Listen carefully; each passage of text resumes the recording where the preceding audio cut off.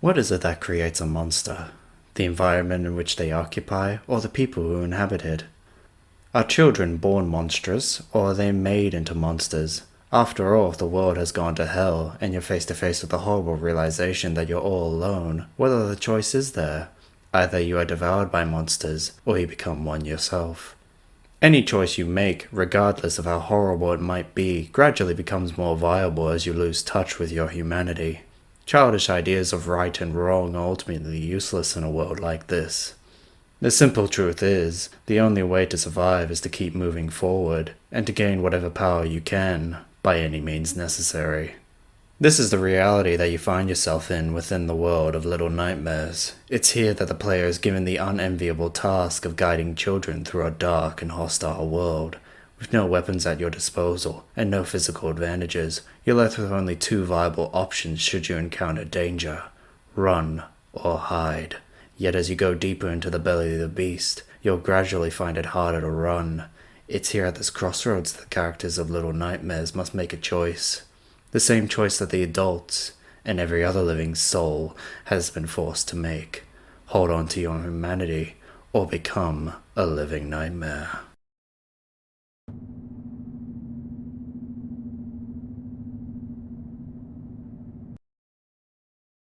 The Maw. A fitting name for a place devoted to providing quality food to its patrons. Never mind where the food comes from, only that it is given in vast quantities to whoever is wealthy enough to board this underwater resort. It is a place that comes equipped with a state-of-the-art kitchen and a massive dining area highly reminiscent of Japanese restaurants. It's perfectly suited for anyone eager to get away from their troubles and simply indulge their hunger without fear. It is the home of predators and is an ideal location for nightmares to fester and grow.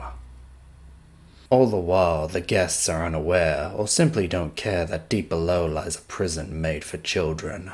It's here that we begin our story. In a dark little corner isolated from the rest of the moor, we move room by room via the many interconnected vent shafts, confined by thick metal doors too large for a child to open, all the while avoiding the eye's petrifying gaze and desperately trying to escape the clutches of the janitor, the blind caretaker of the moor and its young occupants.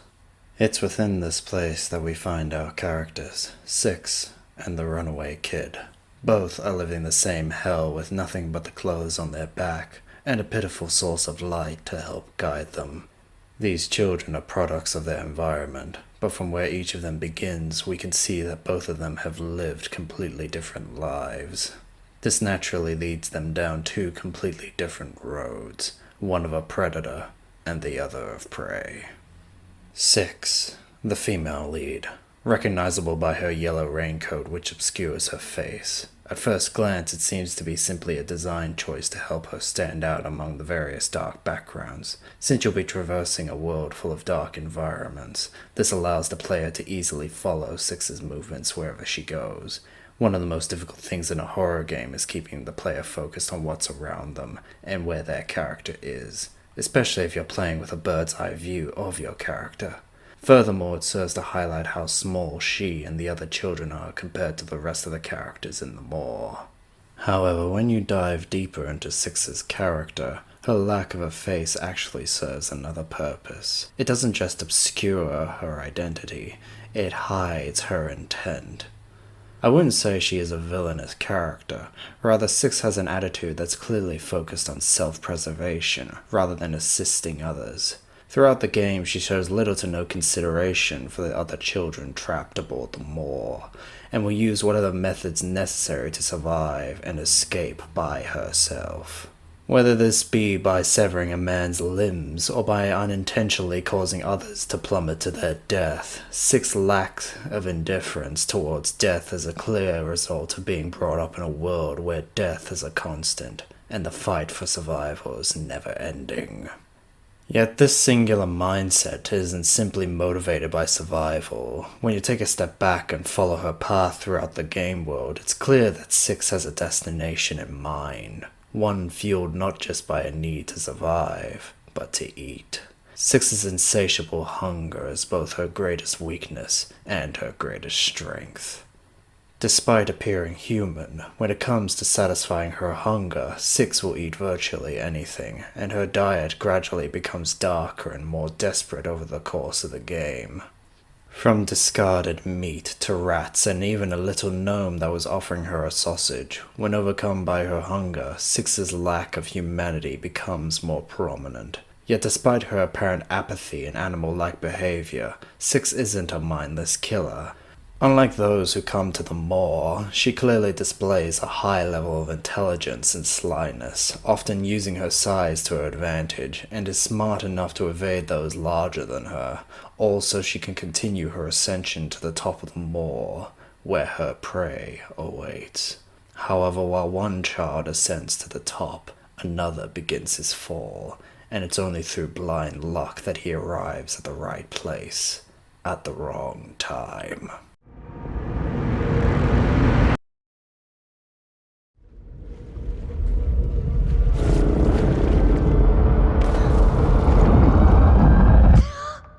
The Runaway Kid, or simply, the Kid. Much like Six, this boy's choice in attire is deliberately colored to be brighter than his environment, making it easier for him to stand out. But unlike her, his face is completely visible, allowing one to see that he is still clearly human and isn't trying to hide his intentions.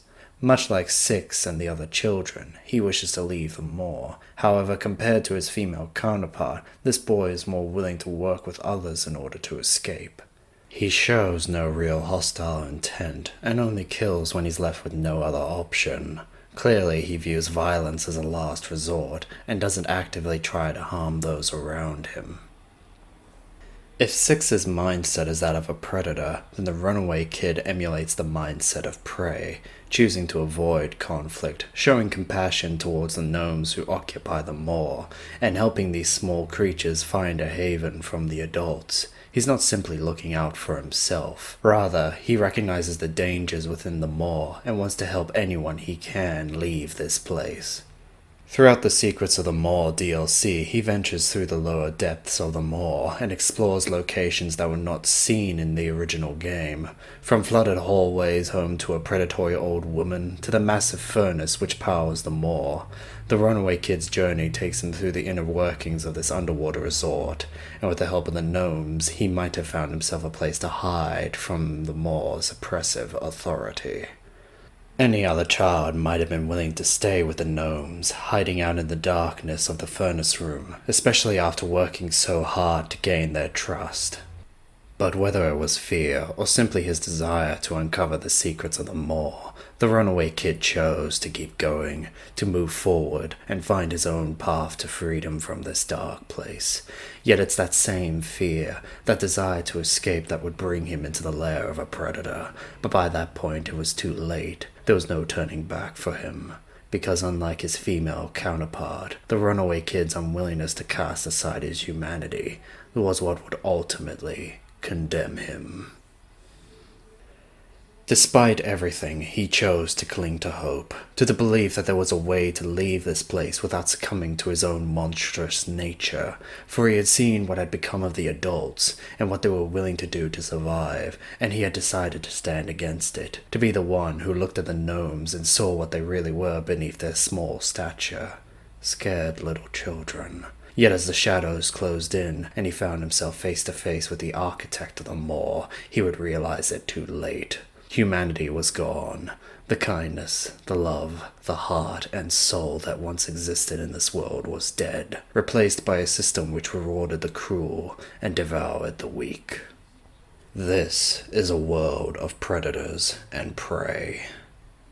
Yet even still, despite how apocalyptic this world seems to have become, you start to notice something. It's not as explicit during Six's campaign, but looking back, if you pay close attention to the details, you'd be able to realize it too.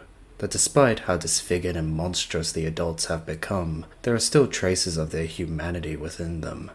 The janitor moves quietly when the children are sleeping, and builds little toys and trinkets for them. Clearly the blind man has interests beyond cannibalism, and may even seek to provide some semblance of comfort to these little ones. But like the rest of the staff, he has a job to do.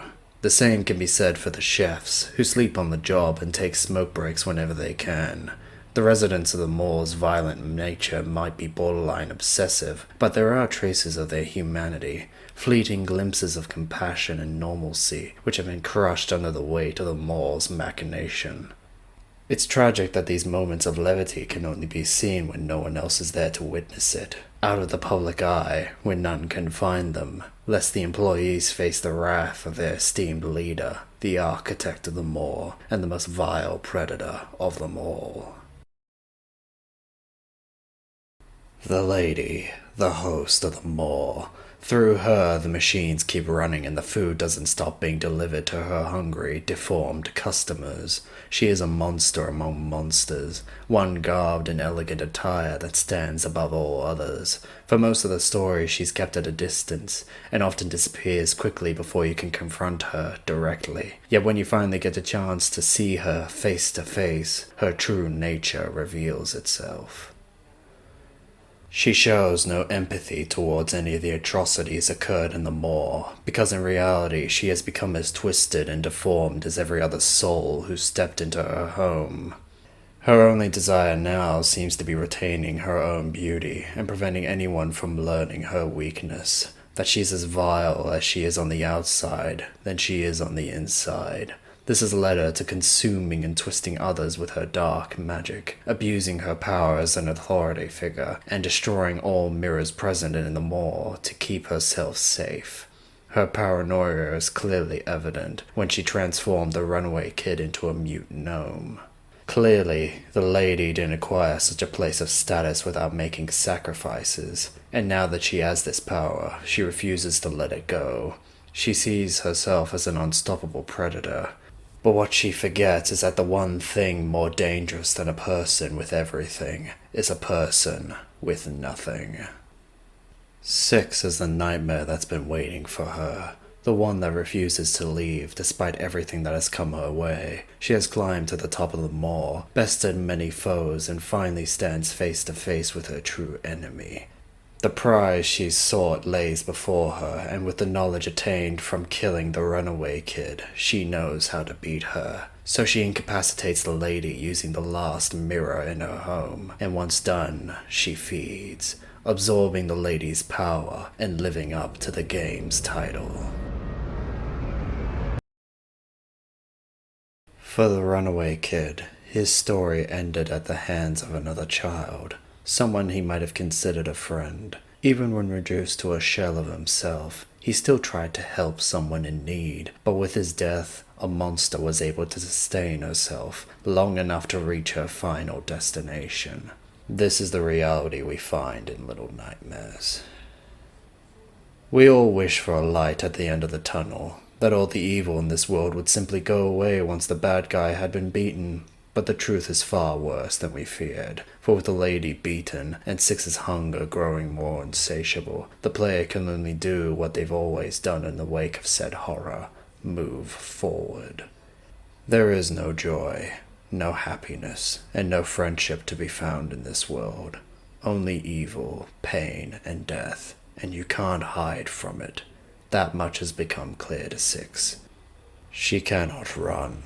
Only face it head on, push forward, and do whatever she must to stay alive, even if that means becoming an even bigger predator than those before her. But the fact remains, one day she might not be able to run or fight, and on that day, what will she do? When faced with a threat that she cannot defeat alone with her newfound power, how will she respond? Who will stand with her? What will she become?